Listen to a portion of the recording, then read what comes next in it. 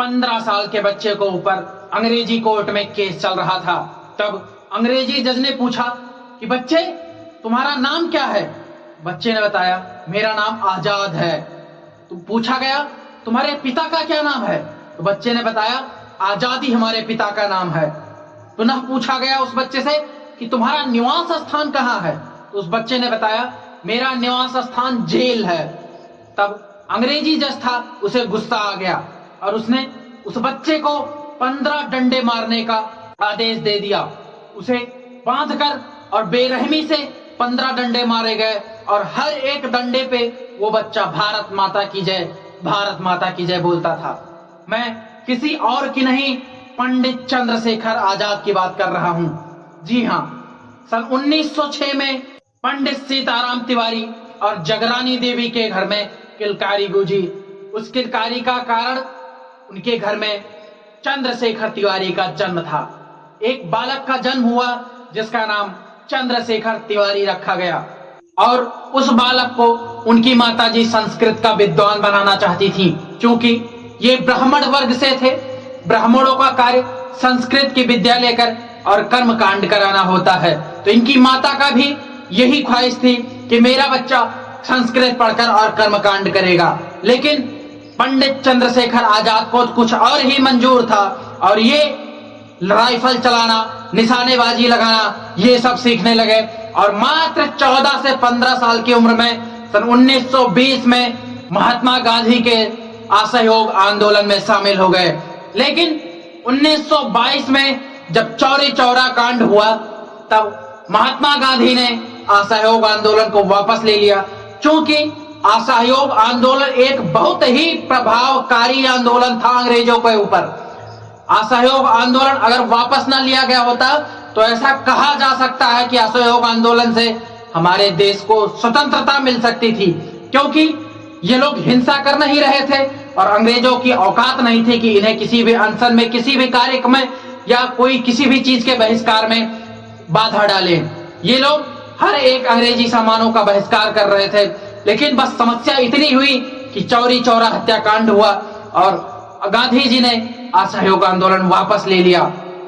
इसी में सारे क्रांतिकारी अलग थलग हो गए और पंडित चंद्रशेखर आजाद, भगत सिंह, ये लोग गरम दल में अपना स्थान बना लिए और ये लोग सोचे कि अब आजादी हमें लड़नी और छीननी है, हमें मिलेगी नहीं। उसके बाद पंडित राम प्रसाद बिस्मिल, सचेंद्र सान्याल और योगेंद्र नाथ चटर्जी ने हिंदुस्तानी प्रजातांत्रिक संघ नाम से एक संगठन बनाया जिसमें ये सारे गरम पंथ के नेता शामिल थे। और इन लोगों ने सन 1925 में काकोरी ट्रेन डकैती का प्लान बनाया जिसमें ये लोग अंग्रेजी सामान को, अंग्रेजी खजाने को लूटने का प्लान बनाए कि हम लोगों का खर्चा अब अंग्रेजी सामानों को लूट कर चलेगा। तब 1925 में ये लोग मिलकर अंग्रेजी सामानों को ट्रेन से लूटे। उसके बाद पंडित चंद्रशेखर तिवारी को उस सामान को सेफ्टी से लखनऊ पहुंचाने की जिम्मेदारी दी गई। लेकिन पंडित चंद्रशेखर तिवारी कहा करते थे कि चंद्रशेखर आजाद कभी पकड़ा नहीं जाएगा, अंग्रेजों के हाथ से उसे फांसी कभी नहीं होगी। और बहुत सुरक्षित रूप में उस सामान को लखनऊ पहुंचाने में सफलता प्राप्त हुई पंडित चंद्रशेखर तिवारी को। लेकिन इनके साथ जो और साथी थे वे पकड़े गए। उसी समय कानपुर से एक अखबार निकलता था जिसका नाम था प्रताप। इसे संपादन गणेश शंकर विद्यार्थी जी करते थे। उन्होंने लिखा कि भारत के 9 रत्न अंग्रेजों के चंगुल में फंस चुके हैं, लेकिन वो 9 के 9 नहीं पकड़े गए थे। हमारे पंडित चंद्रशेखर तिवारी इधर उधर अंग्रेजों को चकमा देकर और निकल गए थे। उसके बाद जब लाला लाजपत राय साइमन कमीशन का विरोध करने के लिए अनशन कर रहे थे, तब सैंडर्स ने इन पर लाठीचार्ज करवाया और इनकी मृत्यु हो गई। इसका बदला लेने के लिए ये सब क्रांतिकारी मिलकर और बदला लेने का फुल प्लान बनाए, जिसमें पंडित चंद्रशेखर आजाद का काम था कि जो सैंडर्स को गोली मारेगा उसे भगाने में पंडित चंद्रशेखर आजाद साथ देंगे। क्योंकि पंडित चंद्रशेखर आजाद भागने और अंग्रेजी पुलिस को मात देने में उस समय आप ये समझ लीजिए कि आज पढ़ाई में जो आईएएस होता है, उस समय अंग्रेजों को मात देने में पंडित चंद्रशेखर तिवारी थे। तब चंद्रशेखर आजाद, भगत सिंह और राजगुरु ये सब मिलकर सैंडर्स का वेट कर रहे थे, और वो जैसे गाड़ी पर निकला, राजगुरु ने एक गोली सैंडर्स को मार दी। भगत सिंह निकले और लगातार तड़ातड़ 3 गोलियां उनके सीने में उतार दी और भागने लगे।